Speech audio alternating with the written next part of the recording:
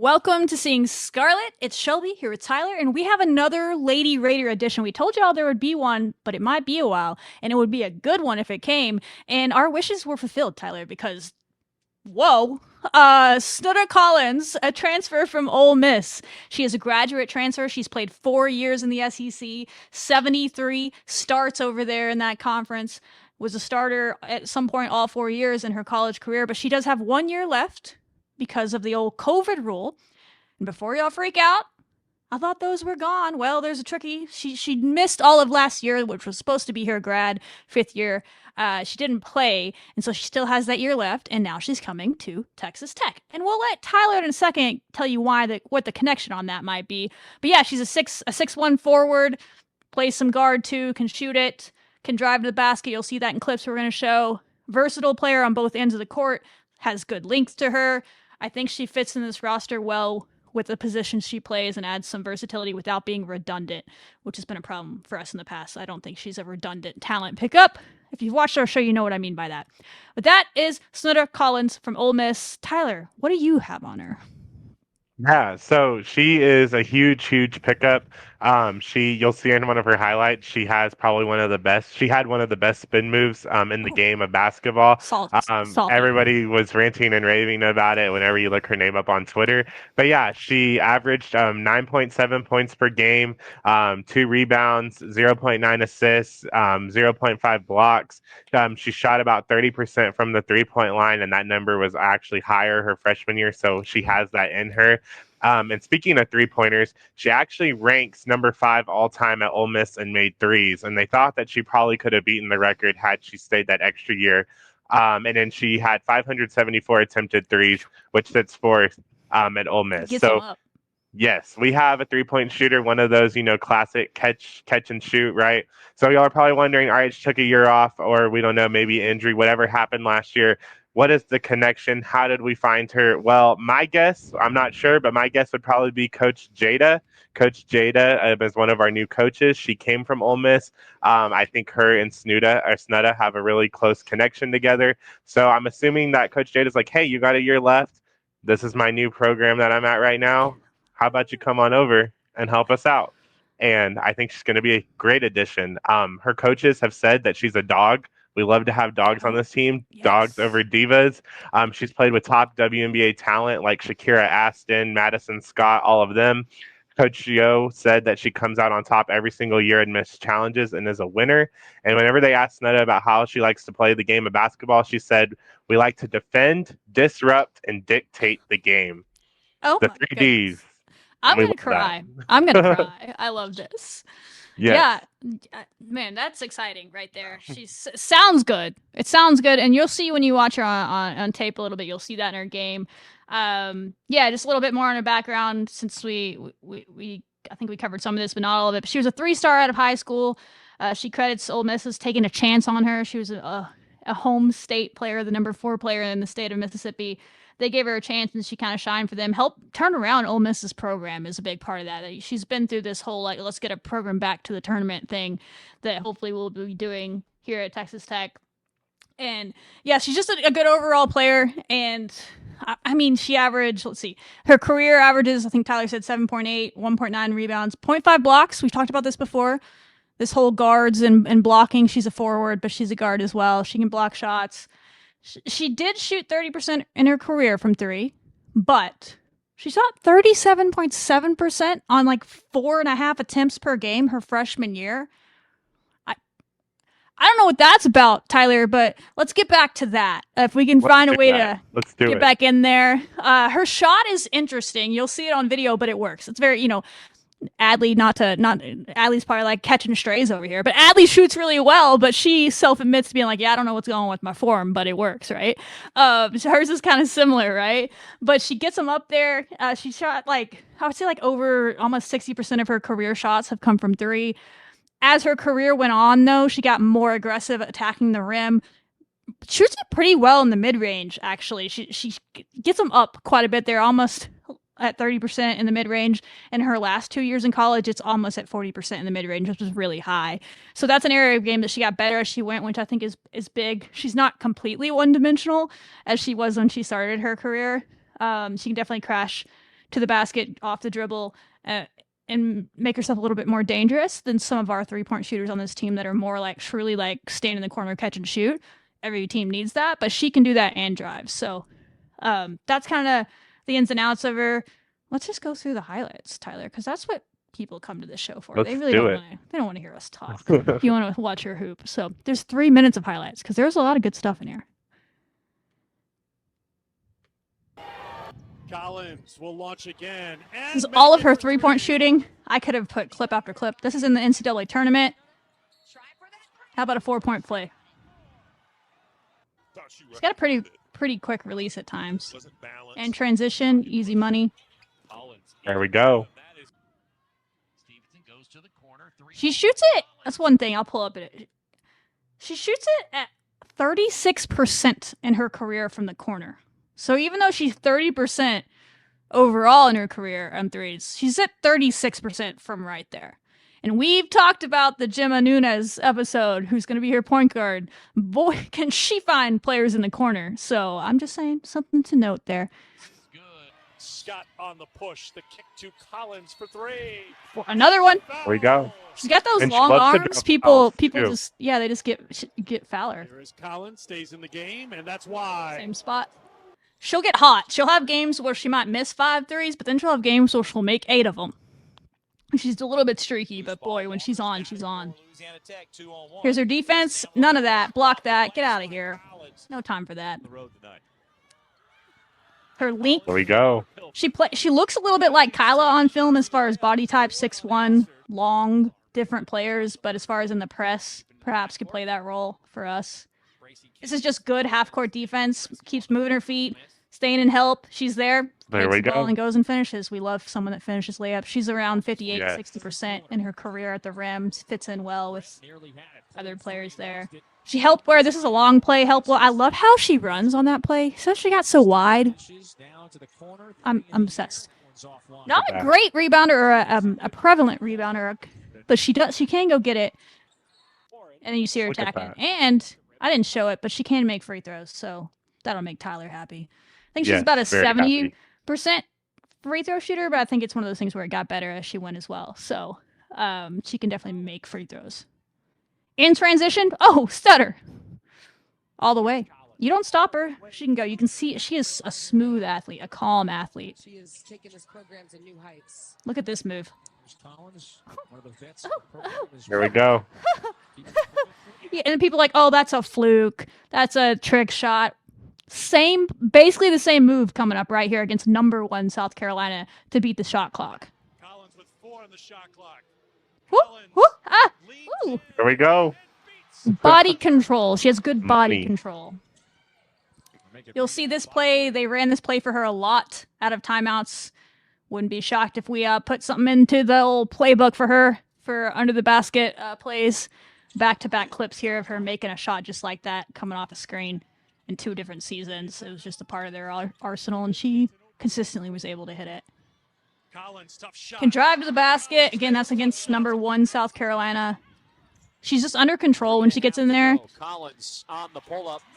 And she has really long limbs, long arms. She can get it up high, and it's hard. The She shot's hard does. to block. Collins into the paint. That's good. These mid-range shots are going to be huge. This was something that we struggled with last year. It felt like every time we were like, all right, someone boxed out and grabbed the rebound, that these will go in. She's a Look at dime. that. Look at that. She took off from the other side of the, like almost the other block, and had the athleticism to get to the other side of the rim. She's pretty athletic and long. How to get basket in the paint first and She's good off. Oh, there's that spin move you're talking about. There we go. It does that a lot. 2 or 3 other sequences where She can pass it too.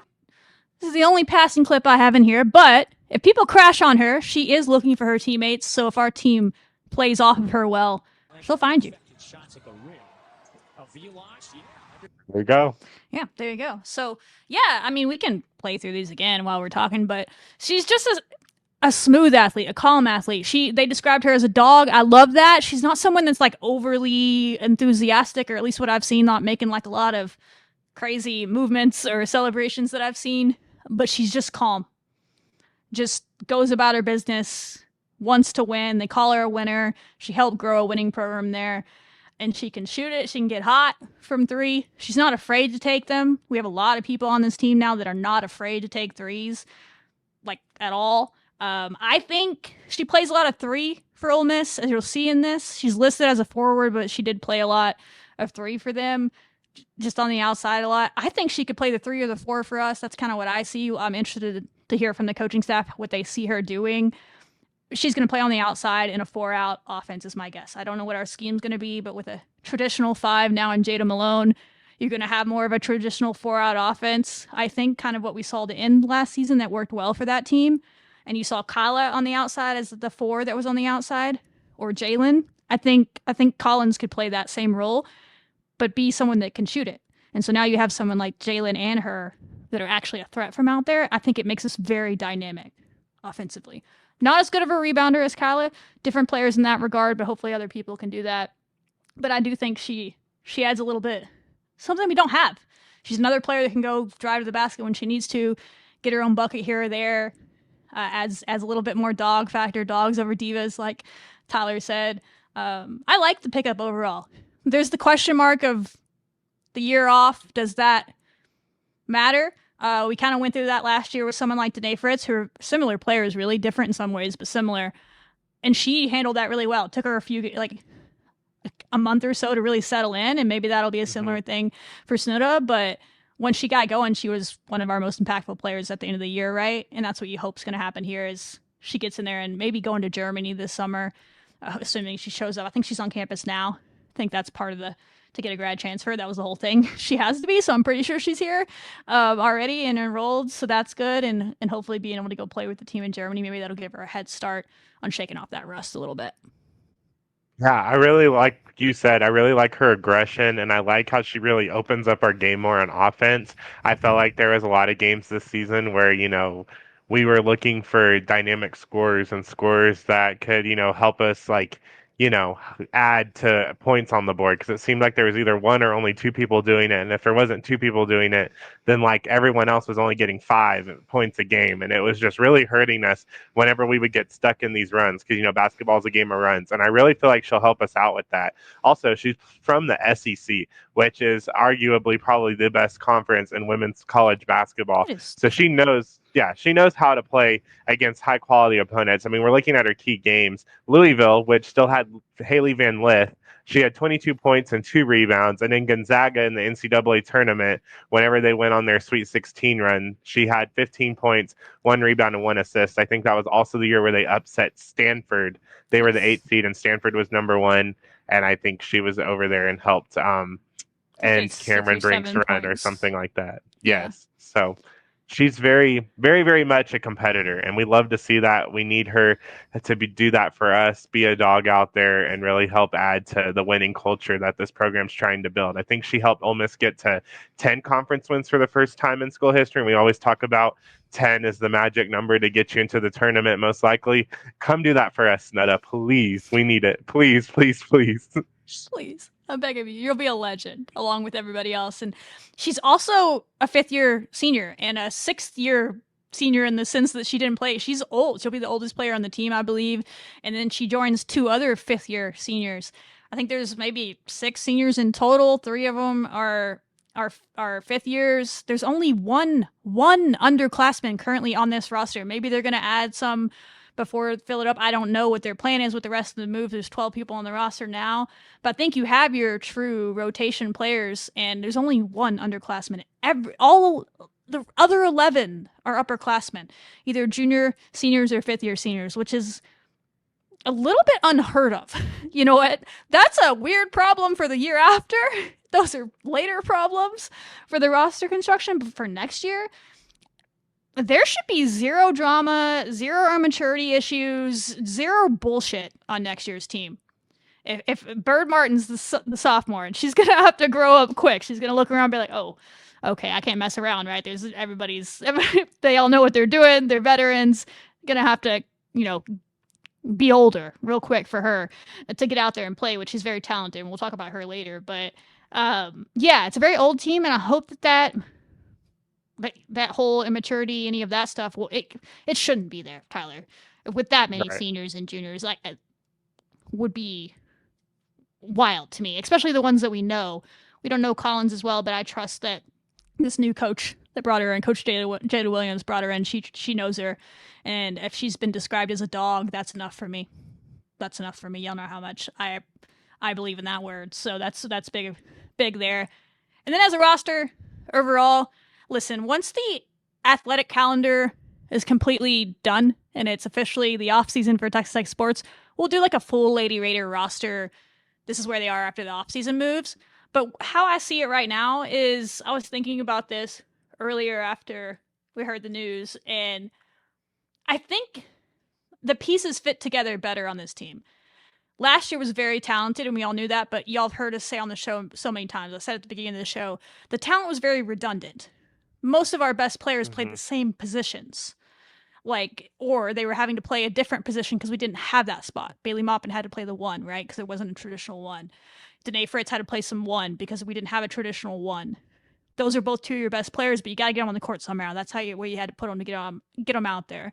Jalen Bristow, Jordan Merritt, Kyla Freeland all needed to be at the 4 to be at their best. You can't get all 3 of them on the court at the 4 at the same time because that's not how it works, right? And so you're having to rotate them in and out, and then that means 2 of your best players are on the bench. We didn't have a traditional 5, so sometimes to get them both out there, someone's playing the 5, but that's not their best position. I could go on and on about this, right? We had talent, but it was a little bit redundant, and made it very difficult, and the lineups were an issue last year. We don't need to get into it. But this year, I feel like the lineup should be a little bit easier because you have a true 1, Gemma Nunes. There's really nowhere else for her to play. It makes 0 sense for her to be on the court as a 2 or a 3. I'm not saying she won't be off ball at times, but when she's on the court, she's the point guard. When Jada Malone's on the court, she's the 5. She's in the lane, she's the 5, right? She's not playing 4. She's not out as a stretch 4 unless she's screening or whatever. She's the 5. Sarah Sanogo, I think she's a 5. Maybe there's a world she can play some 4, but she's a 5.